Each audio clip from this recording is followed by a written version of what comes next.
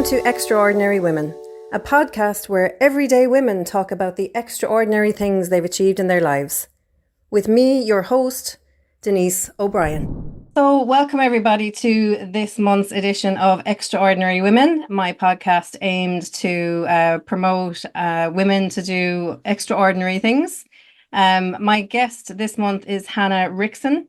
And Hannah is a native of Clare, and she is joining me today graciously to tell us a bit about her journey as a female entrepreneur, a mother, a founder. She is just a success story from start to finish, and I'm always in awe of Hannah and as to how she does everything that she does. And we were just talking about that before we started.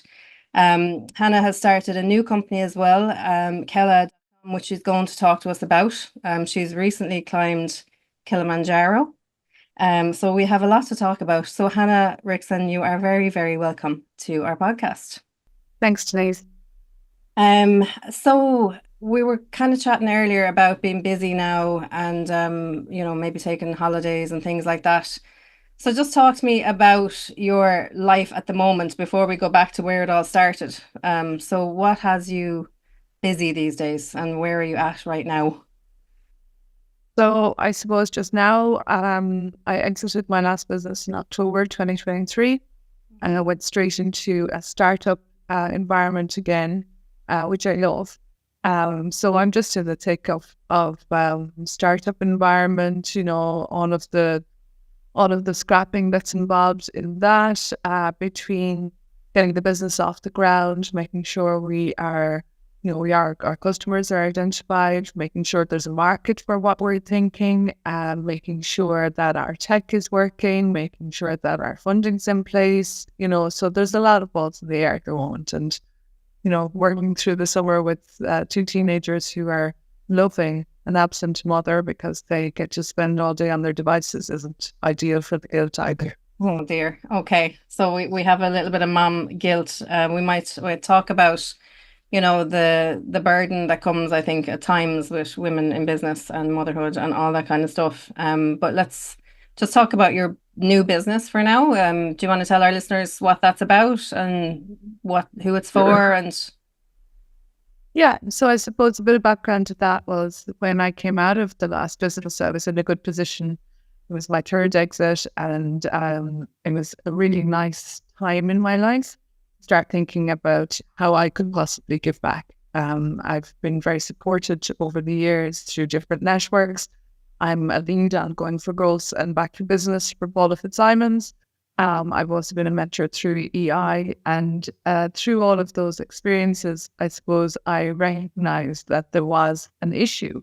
But the issue was that some women in Ireland are not very well supported. So I think some women are very well supported through the entrepreneurship programs like Going for Growth, Back for Business, Starting Strong, Acorns, and Network Ireland do an amazing job as well. But the women that we looked at that really had less support were the women who were in corporate positions. okay. And then when we started to drill down into that, we discovered that there was a huge drop-off around middle management and that at senior leadership, there's only 19% representation of women. So we started to drill down into those numbers and kind of realize that actually those women have to be very lonely and unsupported. And the research backs that up, saying 67% do feel unsupported and lonely in their roles, and 70% of women say it gets worse on the way up. So we started thinking about kind of what kind of architecture support system could we put around women on their journeys through their careers. And that's where KELLA Leadership came out of. So it started off very focused on the senior leader, the established founder, the exited founder, but it has now developed into two tiers because actually women at mid-level leadership, management and kind of scaling founders were really, really interested in what we're doing and really interested in getting a support network. And I suppose like other networks and other conferences, this is an ongoing support system. So it was about, for me, I go to these amazing conferences and events And then I'm so enthused and inspired, and I meet these most amazing women, and I'm like, my head is going to fall off. It's so full of ideas and, new connections and relationships. And then I go back to the desk on one day, and it's kind of like, okay, here I am on my own again. Exactly. For me, it's about supporting women at that stage. So that's KELLA Leadership. It'll be webinars, speaker series, master classes. It's a way to connect, engage, and support women. There's beautiful retreats. There's one-day executive seminars. So there's a lot going on. Excellent. And you're collaborating with Caroline Donnelly and Gina London on that project? Yeah, they're my co-founders. Excellent. Okay, so Gina has been a previous guest on the podcast, and Caroline is obviously another Shannon native. So that's absolutely a powerful dynamic that you have going on there. So I wish you well with that, because some of the work that I do, obviously I see women and men. I work across different genders and industries as well, and I do see people on the way up struggling to figure out, how do I lead, what is expected of me, how would I like to lead, and what kind of a legacy do I want to leave behind. So and it's also having a peer group, because I think, and again, this is not a feminist movement. This is not a burn your bra. This is not anything like that. This is all about leveling the playing field. So it's not anti-men or pro-women. It is about leveling the playing field. And I think that we have a lot of male speakers. We have a lot of male leaders in our our master classes and our webinars, because that's really important. That male voice is really important. But where it really comes down to it is women in senior leadership positions may be the only woman at that level, and they need a peer group that they can actually speak to and discuss issues in a safe environment where they feel that they can trust the other people. And I think I spoke to one senior leader in a multinational tech company in Ireland here, and she said she didn't feel she'd been honest in her job for 20 years. Couldn't, because it would make her look less than her peers. So that's not a good place to be in. Yeah, no, I think the time is definitely ripe for this kind of a movement. So more power to you. And Hannah, you mentioned there it was your third exit. In terms of those previous companies, what did you learn from setting those up, from building them up from the ground? Do you want to talk a little bit about that for our listeners, as to what kind of a legacy you had before you stepped into KELLA? Sure. So I suppose I'm an accidental tech entrepreneur. So the official term is a non-tech founder. So I wanted to use technology to connect people, and so every role I've had is really about connecting people. And my first development, I literally wrote it out on A4 sheets of paper. I had it on the ground and brought my developer by the hand around the sheets of paper, going, okay, so that you press the button on page 1, you end up on page 4, and on page 4 you've got a choice to this is, and that's how I developed the software.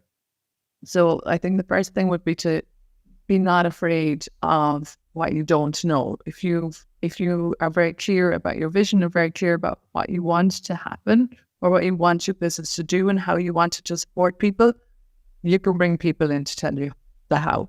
It's you need to know the why. If you're very clear on the why. Mm-hmm.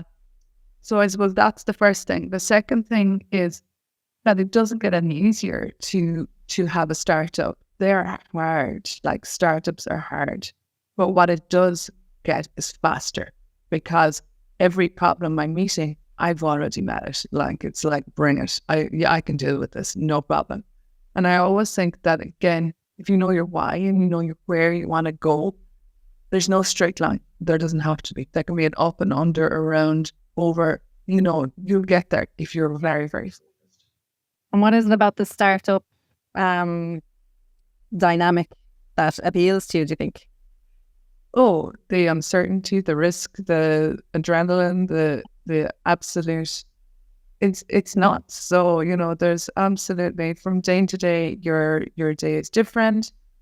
You never know what's going to come up in front of you. I think that, I think totally undiagnosed ADHD. So I like to be very busy, but I like to be very busy in a lot of things all at once. Mm-hmm. My 3 kids are diagnosed ADHD, and my oldest is looking at me saying, it's hereditary. So, you need to look at that. So I think that's what it does. It kind of keeps me engaged. I also love it. I love it. So, do something you love and it'll never feel like work. I love what I do. Mm-hmm.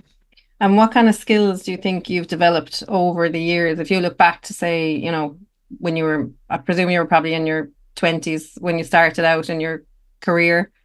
What skills have you developed over time that have helped you to have this entrepreneurial mindset and skill set and startup?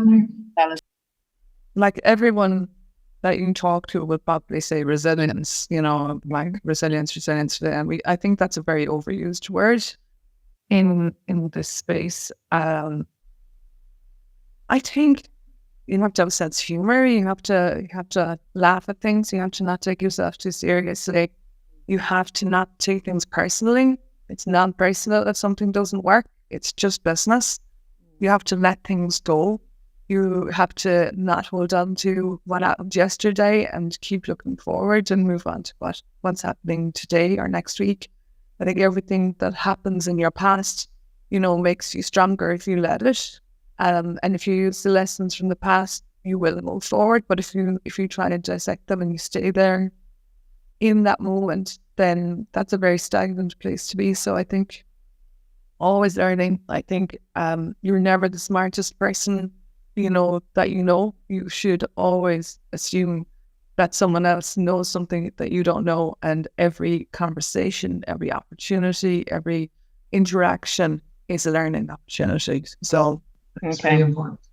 So open-mindedness is what I'm hearing, and just being an ability to be able to adapt quickly and move quickly and know when an idea maybe is past its sell-by date, know when to let go of things that aren't working.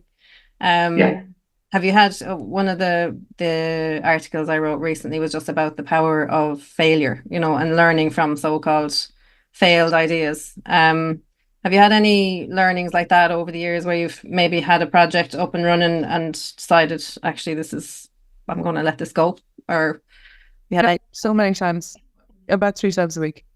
So everywhere I go, I'm like, ooh, this would be an amazing business. I literally cannot go anywhere. We come back from holidays and I'm opening a restaurant, bought the domain, and it's like, this is amazing. I'm just going to do it. It's constant. And then you go, okay, I've looked into it, very high level. Is this something I really want to do? Is this something I'm passionate about? Is it something that I'll be passionate about in a year? Yeah. If not, no. Yeah. Okay. And how do you know? And also, is it something that's going to make money? There's no point in being in business if you're not going to make money. So, it's all well and good. And I've had so much value if it is purpose-led. Absolutely. But you also have to put food on the table and a roof over your head. So, you really need to think, is it going to make money? Is it viable? Yeah. Okay. So you're not opening a restaurant yet anyway? No, not yet. Not yet. And tell us a bit about your earlier life, at school, and like, what were you like? Were you always full of ideas and creativity? Like, what was that like for you back then? So I started my first business when I was 11. I had a teacher called Sister Jennifer in primary school, and she taught us how to make stuffed animals. And I thought this was the best thing since sliced bread. So I spent all my back money. I bet I bought a load of fake fur material, and spent the summer holed up in, not even in my house, in my mom's friend's house in Galway, where we stayed for the summer, making these. I took over their office, their back room, and I made these things on the sewing machine for hours. Didn't sell any, and was left with loads. They followed us around 3 years. Okay. But I think that was kind of, I was always interested. I was a really curious child. I was interested in electronics. I was interested in circuits. For Christmas, I got crocodile tips and batteries with bulbs. I was always taking apart things, much to my parents' disgust. I'm taking apart a speaker to have a look and see how it worked. I knew how the car engine worked. I was always really curious about those kinds of things. And I suppose I wasn't pushed into those directions. And I think if I had been or encouraged, I would have probably looked at an area of engineering. But at the time, it really wasn't something that was done. Both my parents, my father's an entrepreneur, my mother is a very creative person, but neither of them were really interested in education. It was kind of like, something that you had to get through and sustain and come out the other end. So there was no expectation that I would go to college. Yeah. And no expectation that any of my siblings would go to college. It was just about kind of getting out and getting into the workplace and yes, being happy with whatever you're doing. But that was kind of difficult. And it's difficult now to think that if I had been a little bit more encouraged or pushed, I might have done something like that. But hey go, I wouldn't be where I am today. So yeah. And what did you what did you find yourself doing then, like after school? Some people are very interested in, did people go down an academic route? Didn't they? Does it mean anything? Does it matter? No. So I hated school. I absolutely hated school. I wasn't a good student. I found it really hard to stay focused. I didn't like to study. And again, we weren't encouraged to study at home. There was no pressure put on us at all to study. And if we needed a sick day, my mother would say, no, okay, stay at home. You probably need it. You need the break. So it was a very different approach to what I would have with my children. So I think then, I remember being told by the careers teacher, I had said that I was interested in something to do with STEM, and she was saying, you can't do that. Don't be silly. Don't. No. So I left school feeling very stupid, not interested at all in progressing in education, felt very disillusioned by it. It had been a very horrible experience for me. But what I did do was I did New Opportunities for Women was a program at the time, government initiative to try and bring women into a kind of male-dominated industries. So I went and did aircraft maintenance technician in Shannon Airport. Oh, yeah. As part of that. And again, loved it. Again, working with my hands, very technical. And I've always loved maths. And but again, was told there's no jobs for women. So the money is being made in consultancy or traveling all around the world. As you know from Shannon, it was kind of fly in, fly out in a very rudimentary form. But no women would be taken on in those kind of roles. So what do you do next? So then I did general engineering in Foss because I was kind of desperate to stay in that. And again, it was probably a year's course. Yeah. But, it didn't really capture me, and there wasn't no jobs. Went off to Australia when I was 20 and for a 1-year working visa. Met a guy, fell in love, got pregnant and came home pregnant to my mom. And her reaction was, at least you're not getting married.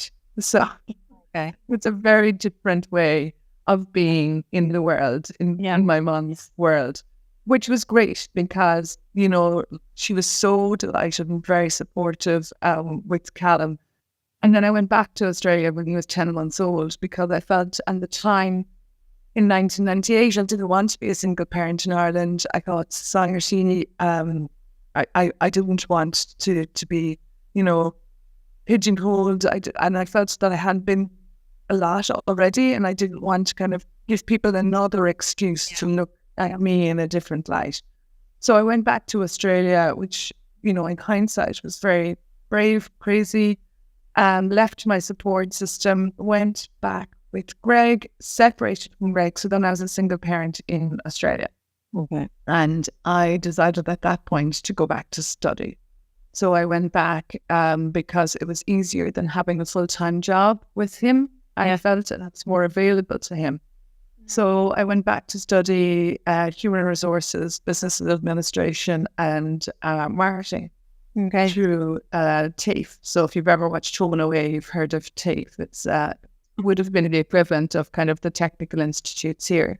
Yeah. And then I got accepted into university to study human resources.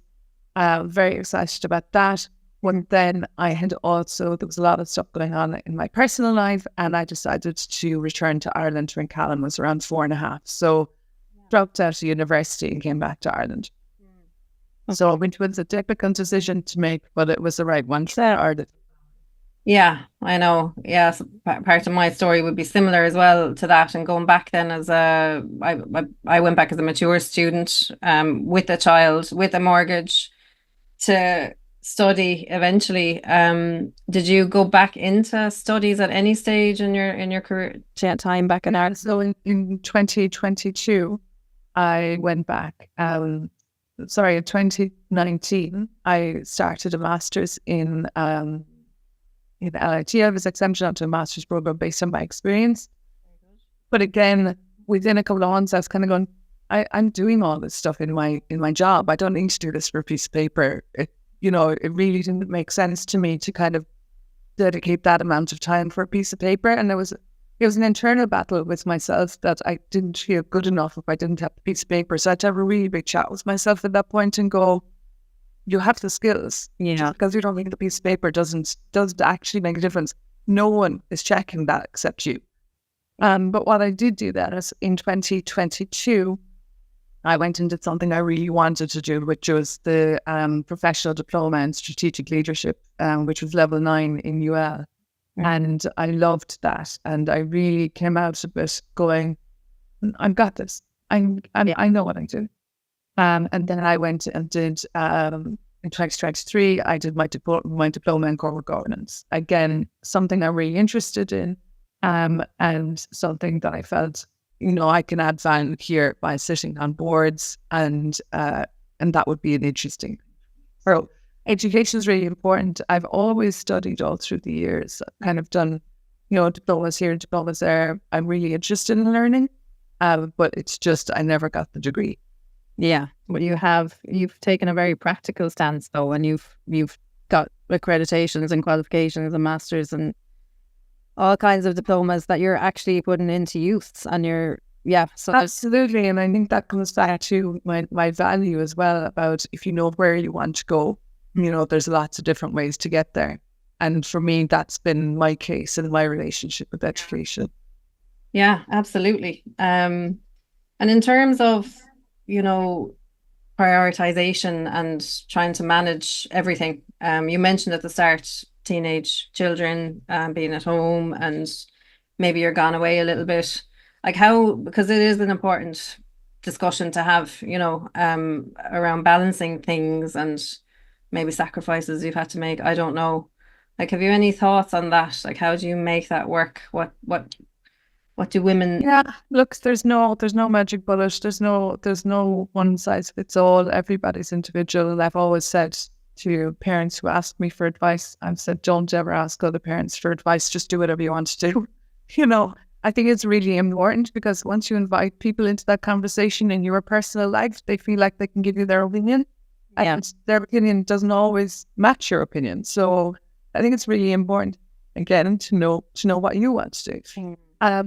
For me, it's always been about quality versus quantity of time with my children. When I'm with them 100%. There is no laptop, there's no screens. There has definitely been times where I've had to take a call or I've had to do X, Y, and Z. But I'm all about experiences, and we have really beautiful and lovely experiences together.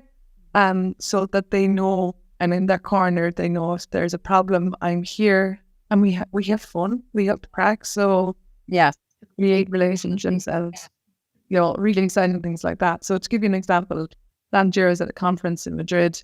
I flew back into Dublin. I had a Going for Growth meeting in Dublin, and then I had asked my husband to collect me from Dublin with my children, and we drove to Belfast. We went to see Lizzo at Belfast. We drove up as far as the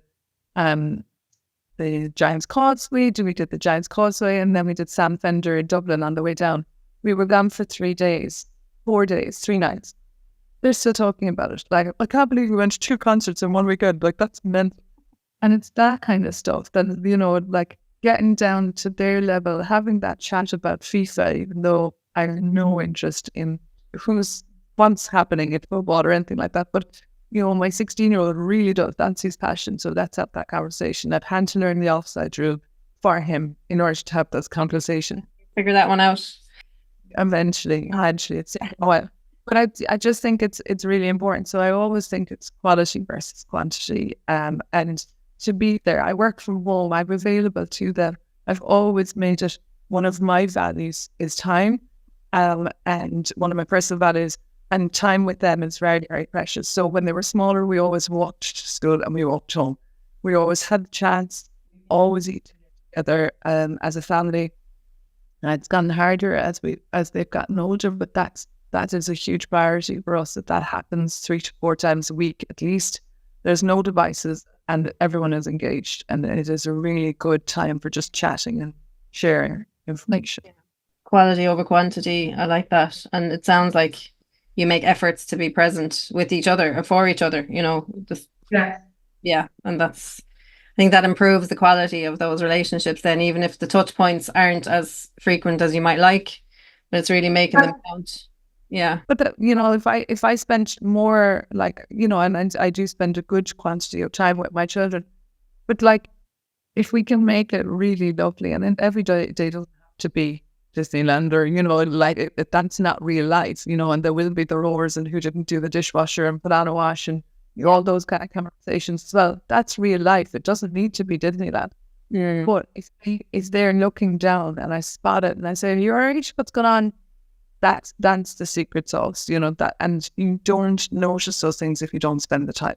Exactly. Yeah, absolutely. And safe to say, obviously, for our listeners, that you married at some point. You've more children. Yeah, JB by Callan was 8. He's 26 now, and Oscar is 16 and Tara was 14. So yeah, and again, I was quite anti-marriage. I didn't want to get married, didn't want long-term relationship was really not for me. I wanted to work. I loved my businesses, and I was doing that with Callum. I was having a lovely time. And my mother said to me, "Do you expect someone to walk into your kitchen?" And I said, "Well, they kind of need to, Mum, because I'm too busy, and it really wasn't a priority for me." And I actually met Davy in the kitchen of a friend's house. So I was saying, "Now, they did walk into the kitchen, just one of my men." Amazing. I love it. Okay. So obviously Davy has been a support for you then as well. And you support each other. I know. Yeah, he's my absolute biggest cheerleader. He's just so supportive. He's very supportive of women in business. He is very supportive of equality and equity in the workplace. He's very supportive of what I'm doing. So, he is always there to step in and just take the lead on whenever I need him to, which is amazing. He also works away a lot. I like to call it his holidays. So he goes away on his holidays to the hotel and gets his internet up to him. So he works away a lot. So I've been on my own a lot throughout our relationship. But that said, I know that when I need him, he'll drop everything and he'll be there. So, or if the kids need him, he would drop everything and be there. Yeah, my old Callum he's his dad as far as he's concerned. They just adore each other. So it's been a really lovely story. All's well that ends well there. Yeah, absolutely. Yeah. That's amazing. Just in terms of your career, and so much has happened, and we could do a whole other podcast where you talk purely just about networking and all those fabulous, support groups for women that you mentioned at the start. But for yourself, Hannah, when you look back at your career so far, and I'm sure there's so much more to come, what would you say are your proudest moments, or one or two of your greatest achievements professionally? Professionally, I suppose, I'm a really big believer in your name is gold. If you've got a really good reputation, that's really important. So I'm very proud of my reputation. I'm very proud that I have a reputation of being, I'm very straight talking. I'll show up when I say I'll show up. I'll help you out if I can. Really big believer in paying forward. Don't ask what they can do for you. Ask what you can do for them. That's always the first thing for me.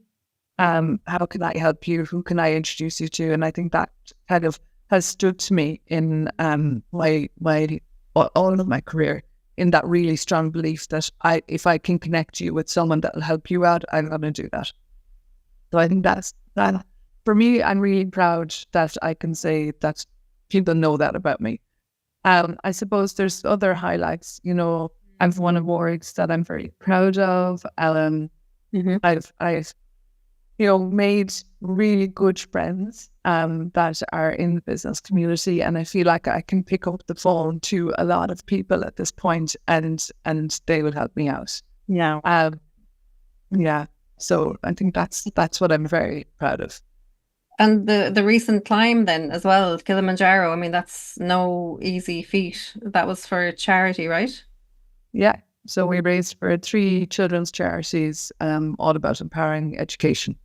Wow. Okay. And how long ago that was recently, wasn't it? That was... Yeah. So we came back on the 29th of June. So it was recent. It was very recent. It was 9 days on the mountain. Again, I went with people that I've met through work. Yes. So again, very proud to say that they actually were okay about spending 9 days with me. So that's an accolade in itself. What was that like? The climb? It was amazing. Yeah. It was amazing opportunity. I think one of the really big things for me, I was challenged last year when somebody said to me, "Who are you if you're not a business person?" And I went, "Pardon?" You've been said, "Who are you if you don't run a business? What's your identity? But also, who are you if you're not Davey's wife? And also, who are you if you're not the kid's mom? Who are you then?" And I really, really struggled with that. Okay. Yeah, really, really struggled with that until I was halfway up that mountain and on summit night, and it was cold and it was dark, and I felt very alone. And I was trudging along, and I was watching Samuel's feet going from left to right in front of me. I felt quite sick. I felt like I was going to faint. I felt like I wasn't going to make it. It was really, really tough. And at that point, I realized there's no one I can ring here. No one's going to rescue me. No one is going to take me off this mountain. And I realized that I could only rely on myself in that instance. And it's actually one of the very few times in my life that I've ever been in that situation, where it was only me, my head and my feet that were going to get me out of the situation. No one else was going to save me. I didn't have Dave, because Dave would put me on his back. He'd say, "Come on, up you go, let's go." Or there was no secret quad. There was nothing. And at that point, I realized that I can do it. I'm strong. I'm resilient. I'm enough. I can do this. And I'm a nice person, and I'm kind. And I realized all of those things on that trip. And I think, when we speak about resilience, it's for entrepreneurs, it's cognitive. For business people, it's cognitive resilience that we always fall back on. So that was a no, but yes, I look at this and here's a solution and this is another. Yeah. But I said that mental, that physical resilience, I hadn't ever had to deal with that before. That kind of getting to the end and realizing that actually I still have more to give. I think probably the closest to that, if your listeners have experienced childbirth, is that labor where you're ready to go home. You're like, "I actually can't do this anymore. Thanks a million, but I'm out of here." And you have to then give it that extra bit. And I think that's probably the closest. So that was amazing. That metaphorical and literal extra push. Yeah, I love it. Okay. Wonderful. Well, thank you for sharing your story with us. Finally, a word of advice for anyone who might be listening to this who has an idea, any so-called ordinary woman who's just going, "I have this idea, it niggles in the back of my mind, maybe it's silly, maybe I should do something, maybe I shouldn't." Have you any advice for someone like that who might be listening? Yeah, write it down, investigate it, see if there's a market, do your market research, talk to people, really, really drill down before you leave your job, before you pack it all in. Yeah. Make sure that other people think it's a great idea. That's the thing, because, there's this whole thing, turnover is vanity, profit is sanity. If you're not making money, the amount of stress that you'll bring into your life, it's not worth it to scratch an itch. So you have to make sure that it's a viable business idea before you go with it. And if it is, well for leather, 2 feet in, just go for it. Yeah, well, that's really solid advice. Hannah, thank you so much. Hannah Wrixon, you are an extraordinary woman, and thank you for being on my podcast. Thank you so much. You're welcome.